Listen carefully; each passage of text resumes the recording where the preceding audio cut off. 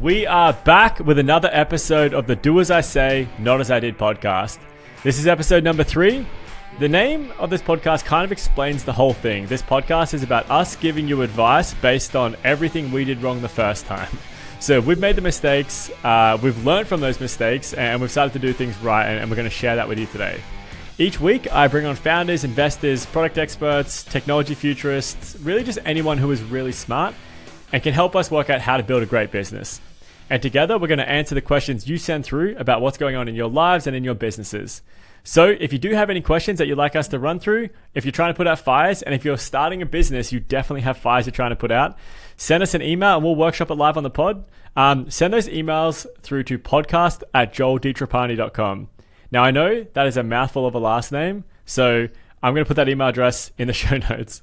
I'm your host, Joel DiTrapani, and I'm the co-founder and co-CEO of Vigo, which is an edtech scale-up.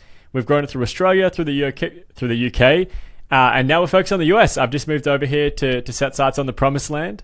On top of that, I'm also an advisor and coach in the product space, helping startups and businesses work out how to actually run great product teams and subsequently build great products people actually want to use. And today, I'm super excited to be joined by Cory McKane, who's built an incredible platform in the fitness space called WeStrive, which helps gyms and PTs build their own businesses. I'll let Cory explain that a little more a bit later on. But what is crazy to me that Cory is also a solo founder. So every problem he's had to face it alone.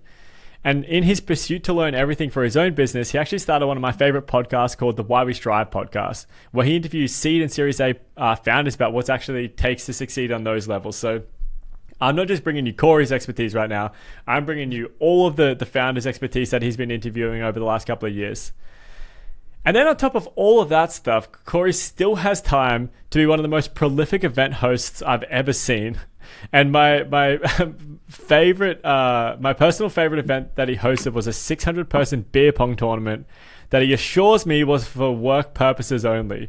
It was for founders and investors, I want to clarify. It wasn't just random frat dudes. It was people that run companies and investors. I got to be super clear on that. Sorry. See, work purposes. So Cory is an expert at building every angle of a business from 0 to 1. And he's an expert at hosting really insane events. So let's jump into it. Welcome, Cory. Thank you for coming on, man. How you going? I'm doing great, man. I'm doing great. Actually, I do 2 other things too. Only at top of mind because I just finished doing it. I run a sports trivia website called factal.app/sports. We have like 4,000 daily users. I don't know why it's so popular, but we have a new daily sports game every day. And then I run a podcast studio as well. So it's a good time, man. But yeah, I'm doing great. Just got back from a trip. My girlfriend planned 3 trips in July, so I'm exhausted. And yeah, man, just living life. You don't have any time to yourself. There's 100% of your time is taken up with commitments.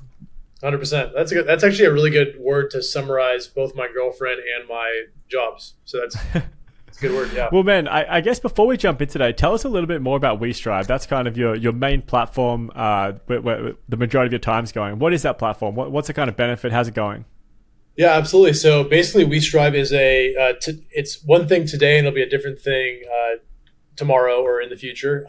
Basically, we're an all-in-one platform for personal trainers and gym owners. So we just finished updating the website. It's so gorgeous now. I'm very pumped, but it really breaks down perfectly all of our features and our business types. So, I mean, we do everything from program building to client management to scheduling to nutrition plans, like pretty much anything you as a personal trainer or a gym owner need to either manage your clients and or manage your coaches, we handle.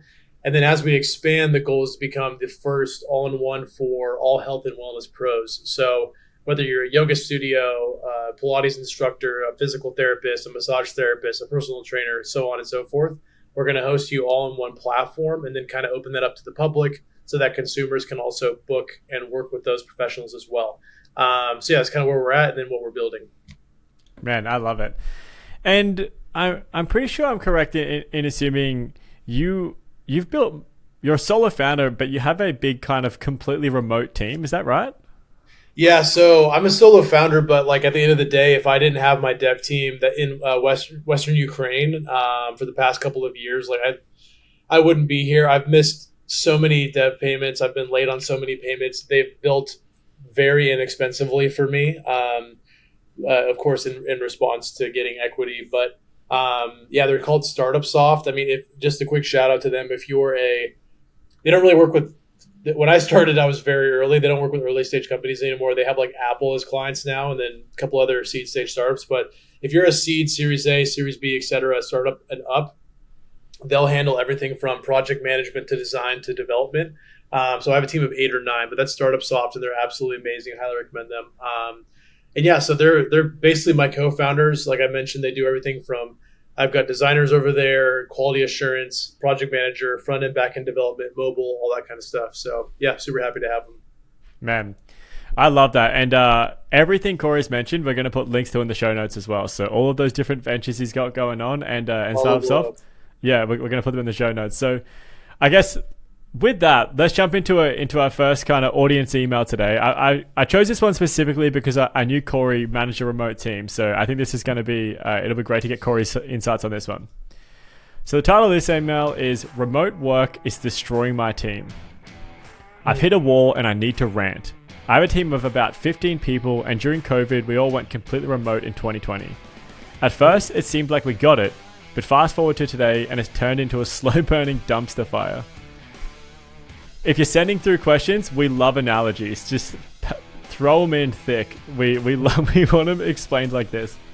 Some of my team members have decided that working from home means barely working at all, and they get to slack off. The urgency has gone out the window, and it's driving me up the wall. I love that. I was cool with going remote permanently. Hell, I even thought it'd be a good move.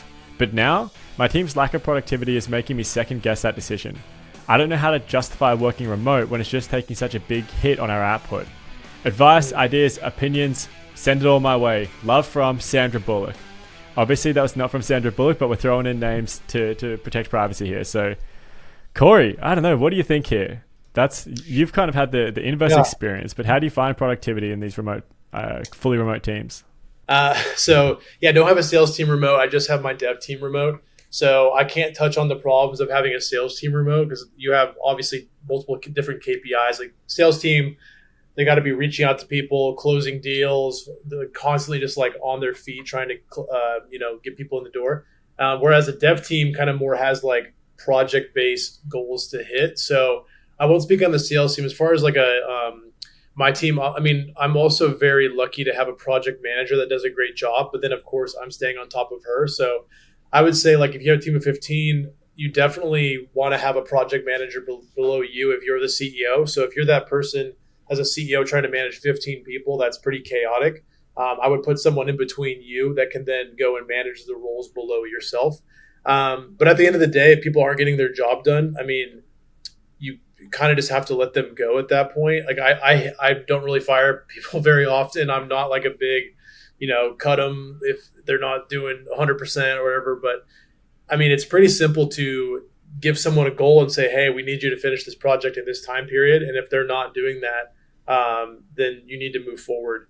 I think a big problem in the tech industry, especially with remote work, and it kind of grosses me out how much my friends make doing this, is I have friends that make like $200,000, $300,000 and they work 2 or 3 hours a day. It's probably because the tasks they're being given are very simple. And they're not like, you're basically wasting company time.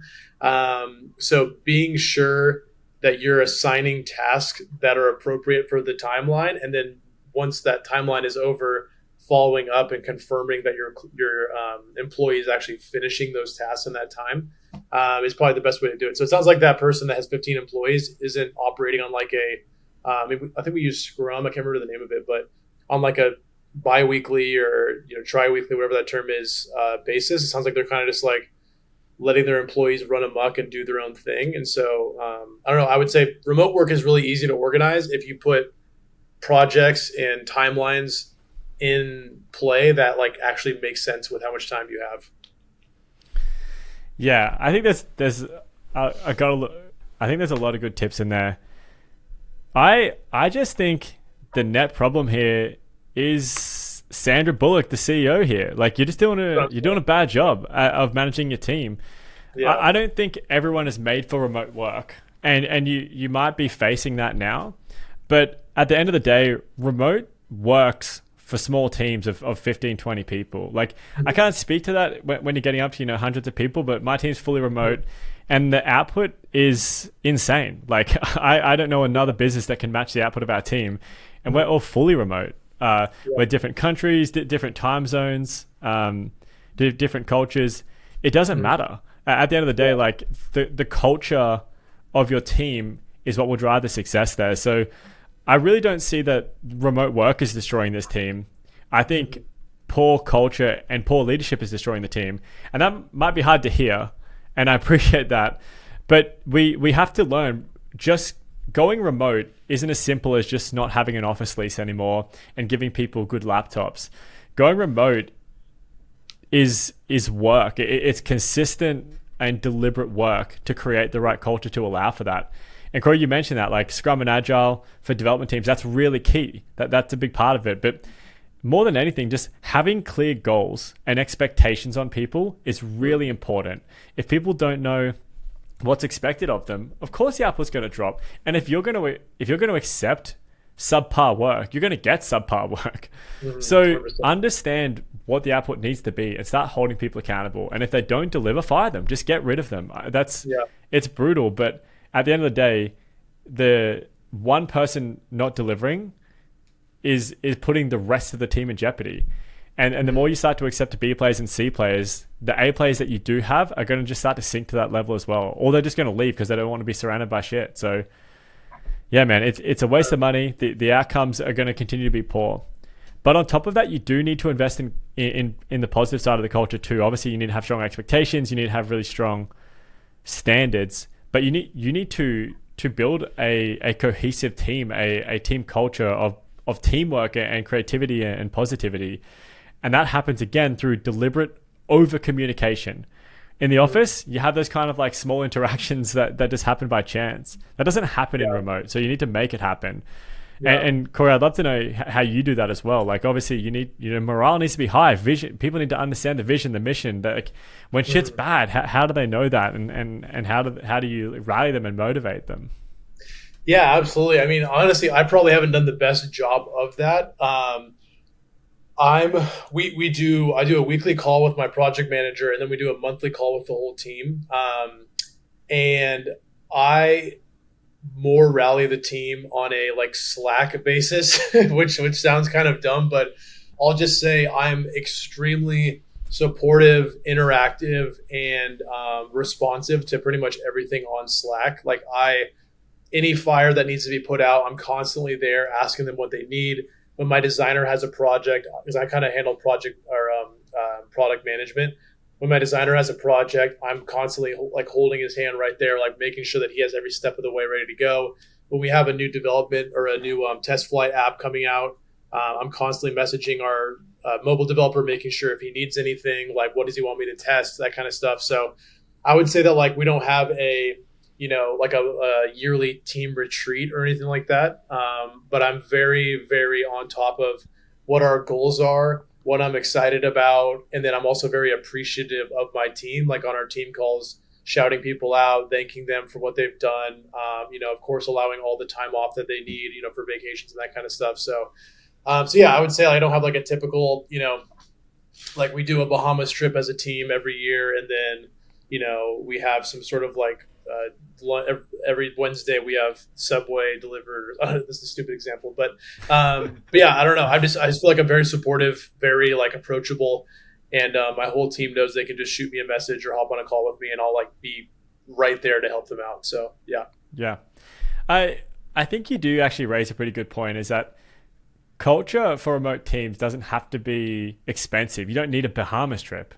Like it can be, weekly calls, monthly all hands, or it can just be like Slack updates regularly and encouraging and giving people the space to connect with one another as well. So yeah, I think that there's so much we could go into here about how to build a productive remote culture. But at the end of the day, for me, it boils down to clear goals, clear expectations, and then putting the effort in to build the culture where people can engage with one another all the time.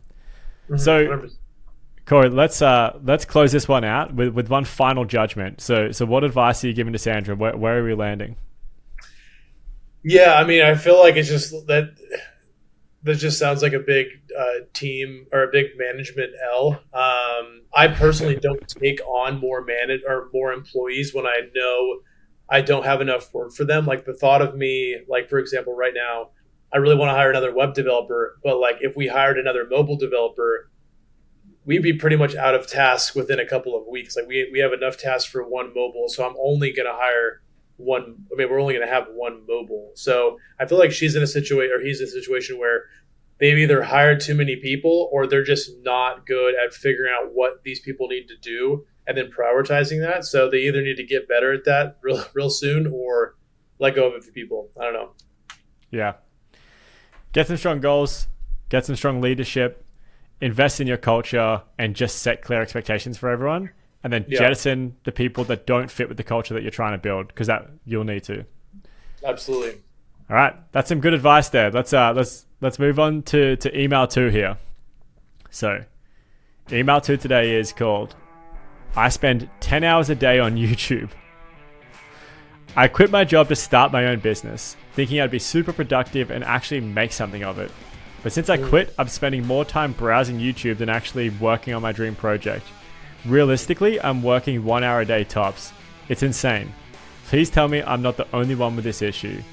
I used to dream of the day I'd quit my 9-to-5 grind and focus solely on my own idea. Now it's a nightmare of distraction and procrastination. Anyone else stuck in this same rut? How the hell do I break this cycle? Advice, tips, anything would be a godsend right now. Sincerely yours, Morgan Freeman. All right. What are you thinking on this one? That's a weird place to be. Yeah, cold turkey. You got to do it. Like, so for me, so I don't specifically YouTube. I have actually every year I've gotten more and more into it. I didn't used to really watch that much YouTube. I watch YouTube every day for like 25 minutes while I'm like eating breakfast or lunch. So like combined 25 minutes. But you got to just go cold turkey if YouTube is taking up that much time. My YouTube is video games. So I started my company 8 years ago. We were a B2C fitness startup, and then we failed, pivoted, etc. Now we're doing this. But I love video games. I can play video games 14 hours a day, every day. I would love to be like a pro. I absolutely love Skyrim, NBA, like any Call of Duty, anything. I love it. 8 years ago, cold turkey.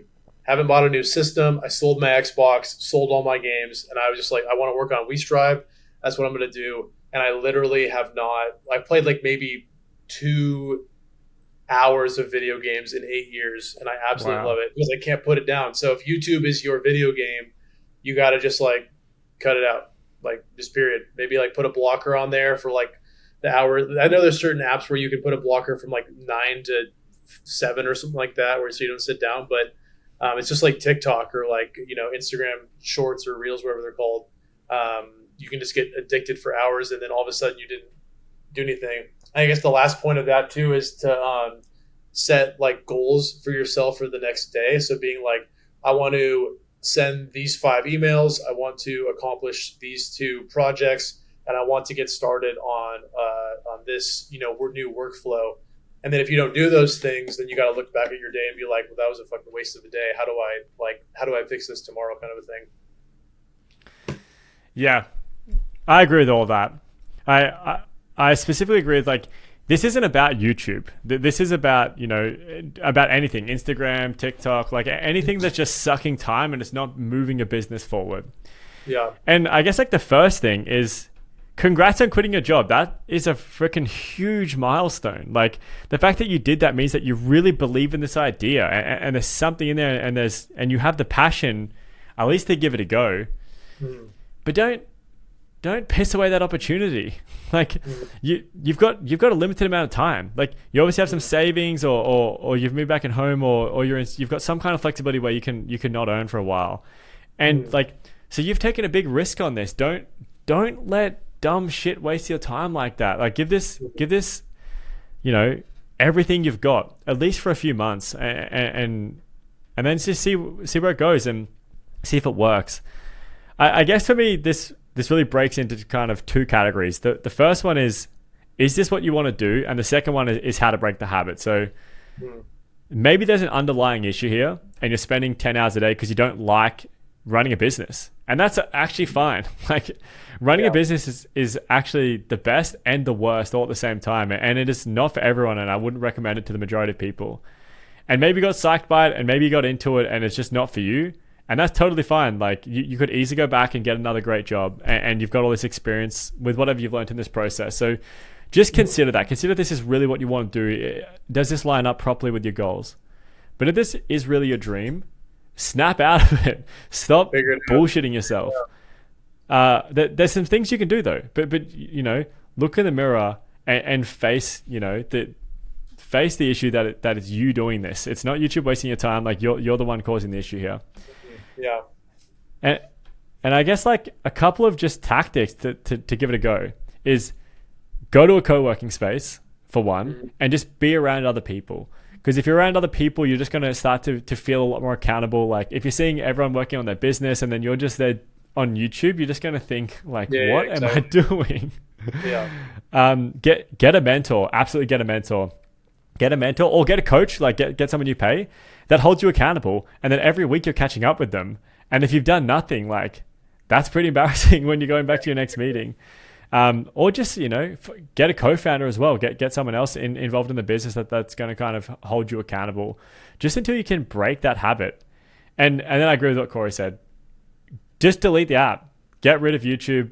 Just get rid of anything that's gonna sink time into, and just understand why you're doing this and put the work in it to, you know, invest in the future you. And I guess I think we're pretty aligned there, Cory. What do you reckon? Anything else to add, or we go to final judgment? Nope, just cut it out. That's all you gotta do. You're gonna miss it. I miss video games every day. There's like all these new games coming out. I'm like, oh God, I would love to play that, but I'm just like, nah. I know my company would tank if I did that. So yeah. I cut it out. Yeah, your company won't survive 1 hour a day. All right, final judgment is quit YouTube, get rid of the apps, reassess if you actually want to do this, and if you do, go hard, have a real hard crack, and build some accountability in with other people, co-working, mentors, coaches, anything you need to, so that you're being held accountable to someone else. All right, that brings us to email 3. So I like this one.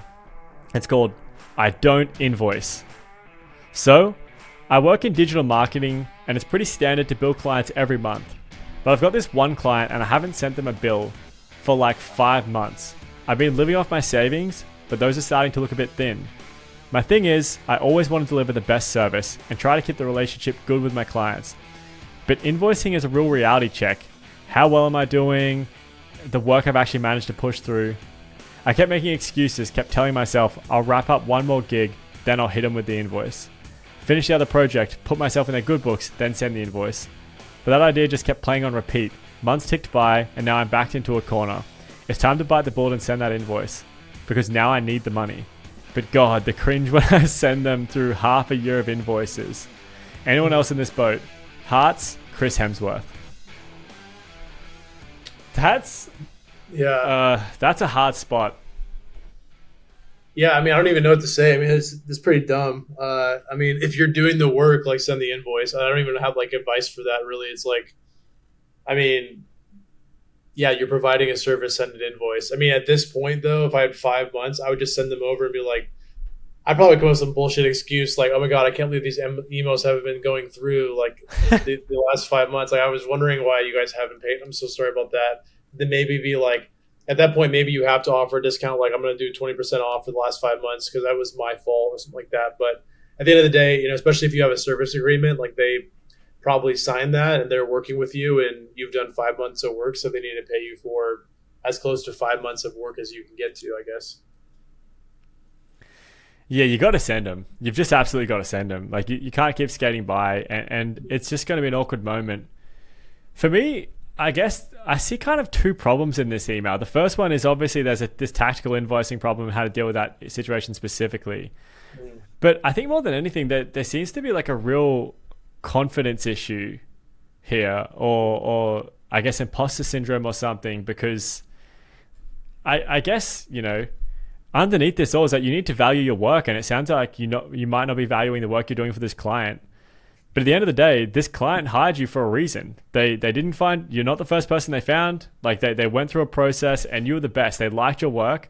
And every single month they're continuing to give you work. If they didn't like your work, they wouldn't be coming back to you. But they are every single month for 5 months.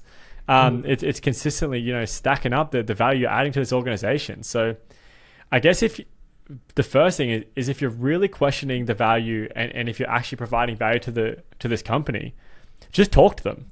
You obviously have a point of contact. You're getting work every single month, and talk to them and ask them like, hey, how do you feel about this? Do you want more or less or different or, but have that conversation, because I think if you start to better understand actually what's happening, you're going to be in your head less. And if you're in your head less, you're just going to send the invoices, because invoicing is, just make it automatic. Just get like one of those accounting softwares and just send it every single month. Exactly. It's not a reality check at all. It's you've done the work. And if they were unhappy with it, they would have told you. Exactly. So I guess for me, it's just have that conversation regularly as well. Check in monthly, check in weekly if you need about the work. See if there's changes they want made. Yeah, I guess on the actual invoicing thing, the way I'd play it is that I would just have a conversation with whoever you need to invoice. I would call them, email them, book some time in their calendar, and I'd just say, hey, I fucked this up for these reasons. I didn't feel confident, and just be honest with them. People appreciate vulnerability and honesty, and tell them you made a mistake and that you didn't want to send it because you weren't sure if they found the value in it. And then here's all the invoices. But I think what you got at Cory is really a good point too, which is be flexible with the payment terms, because you have put them in a harder position now. Before, maybe it was 10K a month and that in their cash flow planning was fine, but now you've given them a 50K hole, which might be nothing for this business, or it could be huge. So I think you need to be flexible and offer them payment terms and payment plans, because they just might not be in a position to pay that. But they do owe it to you. They will pay you, and I think you've just got to have the conversation though and tell them where it's all come from. 100%. Yeah, no more feedback. Pretty much, let them know you messed up and go get the money. Yeah. All right. Final judgment. Communicate better, I guess, is the main thing there. Speak more regularly with them, and then tell them what happened, and get some confidence in your work. Yeah, exactly. Yeah. Know your work. Maybe get a mentor in that space as well. That's pretty much what I say for every single question. But get a mentor of someone who's done this before and can actually validate for you. Whether your work is good or bad. And if it's bad, great. Fix it, get better, and get someone to help you improve in that space. Absolutely, man. All right. We've actually got time for one more. Normally we do 3, but we've got a bit of time to do a 4th question today. So we'll jump into the 4th email. This one's called Running Half a Business. I'm a founder, CEO, and I'm obsessed with the product side of stuff. I mean, it's like true love. It gets me up in the morning and keeps me up at night, but in a good way. I actually started my business because I wanted to run and own everything to do with the product, and it's kind of going okay. We have customers and we're actually making money, and people actually like using it. But the business half of things, I hate that. Legals, accounting, operations, it's like a different language to me. And not the cool, I'm learning Spanish on Duolingo's kind of language. It's more like I just don't care about it in the slightest. I thought running a business would mean I get to build products that people love, but it's really stressing me out. This other side of the business that I've been avoiding is starting to catch up with me. I've been playing favorites with product and shit is getting missed now. Payments are lagging, legal isn't organized, and culture isn't even a thing right now. I don't even know how to get back on top of everything. Best, Margot Robbie. This guy sounds like me. Replace the word business. I have my accounting degree, so our finances and all that stuff are handled. I thoroughly enjoy doing projections and all that shit. And once I get past all the BS, Texas bill for the WCAC or whatever it's called to have a business here and all that kind of crap. Once I get past that, I enjoy the rest of it. My problem is replace business with sales. I love product so much. I do product every single day. It really does get me up in the morning. I love just sitting on Figma and working on new updates. But then I'm the worst at doing a sales email and then following up with it, or like I'm currently right now have like 30 emails I need to send for sales, and I've done everything else but that. So I don't have advice for this person. I am in the same boat. It sucks. Like, even if I dedicate time on my calendar to, I have like sales hour on my calendar, I'll just fucking blow right past it and go back to what I was doing. So I have no advice, man. I'm in your same boat. It sucks. But if you're avoiding product and everything business, like, you maybe should just hire a CEO or like, step down at that point. My problem is, like, I handle product and business. I just don't do the sales side, which means that, and I'm currently working on this, and we're working on hiring like a sales lead, or honestly like a CMO at this point. So, yeah, man, I'm in the same boat. It's tough. I love that idea that, that you got that block in your calendar and it says sales, and it comes up and you just think, instead of that, actually, I will just keep doing product. Yeah, I'm like, who put this on my calendar? Why would I do that right now? Like, it's ridiculous. Like, I have so much stuff to do. Yeah, every day I do it, every single day. Yeah. Yeah, I think, you don't love every part of a business, but that's part of growing a business. And it sounds like you're good at product, and that's awesome. And you've built a user and you're making money. Like, that's very cool. Not a lot of people get to that stage. And if people like your product, again, just like, congrats on that. That is a big milestone. Product is not easy, but that's not running a business. That's not growing a company. That is just one pillar. It's an important one, but it's not everything. You might be the founder CEO, but I think what Cory said is right, is that maybe you shouldn't be the CEO. Maybe you can be, a CEO that's focused on product, but you need someone else. Like, either you need someone else to be the CEO, or you need someone to be like a really strong COO or head of operations or something like that. Because at the end of the day, this other stuff can't get dropped. And even in your situation, Cory, like, you've seen sales and marketing, they're going to limit the potential of your business and the potential of WeStrive and the impact you want to create in the world. So you're trying to get someone to do that. And if there are any aspect of your business that, you just can't do, but you're nailing it somewhere else, work out a way to either just force yourself to do it, but if you can't, get someone else. And if you have the resources, just absolutely get someone else to do it. Like, double down where you're amazing. Do the amazing work. Build the product that people want. People are apparently buying it with no marketing going on, which is pretty cool. But I think you need to get someone to help you. And I don't think you're the CEO, because all of this needs to run to you as the CEO. You need to make sure that stuff's getting done. And if it's not, as the CEO, you have to do it. You have to just jump into the legal. You have to make sure it's done. You have to make sure sales is happening. And if you don't have the resources to do it with someone else, as a CEO, you have to do it as well. Like, there's just no way around it.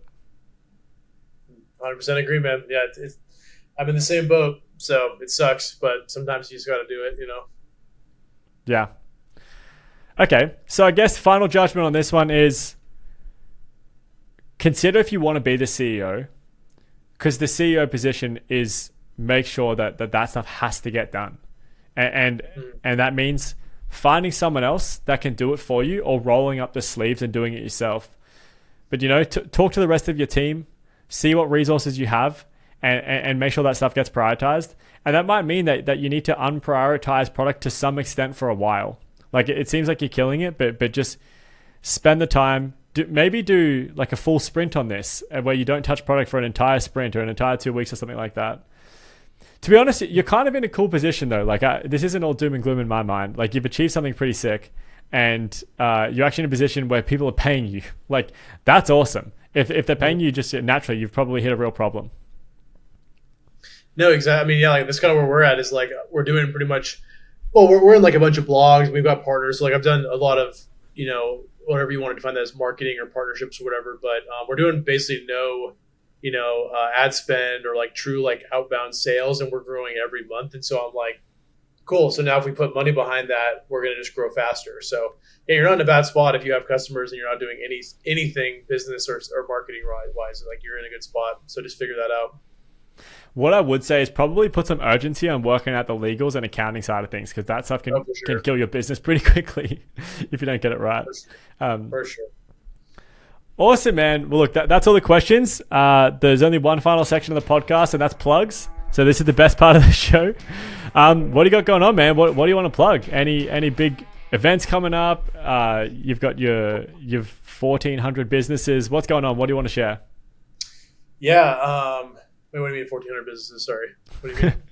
Just all the different ideas that you're working on at the moment. You know. Oh, gotcha. Sorry, there was a specific number. I was like, oh no, sorry. You know, am I doing like just a bit of hyperbole. Event? Sorry, yeah. Sorry, that just threw me off so much. I mean, I'm hosting a massive weightlifting. These are all awesome related, but like I'm hosting a massive weightlifting competition in November. So a bunch of fun events coming up. If you're in Austin, we have a dope podcast studio that you can rent out called Just Push Record Studios. If you like sports trivia, check out factal.app/sports. It's just a free trivia game that I run. And then at the end of the day, if you know any personal trainer, physical therapist, gym owner, health coach, nutritionist, etc., send them to WeStrive. Hit me up at help@WeStrive.com. Happy to help, or Cory at WeStrive.com. And then we're just WeStrive app on all social media platforms. So there you go. Awesome, man. I'll put all those links in the show notes. I'll also put all the links to Cory's socials as well, for his Twitter and LinkedIn, etc. So if you want to connect, X, sorry. I hate it so much. I can do a whole podcast on how stupid that was. I think that we should do one coming up, actually. Awesome. On my side for plugs, don't forget to subscribe and rate this 5 stars on your favorite podcast platform. As I say every week, do it on your phone, and then everyone you know grab their phone and do the same thing. We love the support. Thank you to everyone who wrote in. We love your problems. We love your questions. And if you have any other questions, you the listener have questions or fires and you want us to answer them, send them through to podcast@joeldtrapani.com. Also, I'm going to include a booking link in the show notes. So if you want to catch up with me, have a conversation, run through any questions you have, book some time with me. I'm keen to jump on calls and meet more people. So let's wrap this one up. Cory, thank you for arguing with me, laughing with me today. Thank you for debating. I think the audience is going to love this one. This has been another episode of the Do As I Say, Not As I Did podcast, and we'll see you all next week.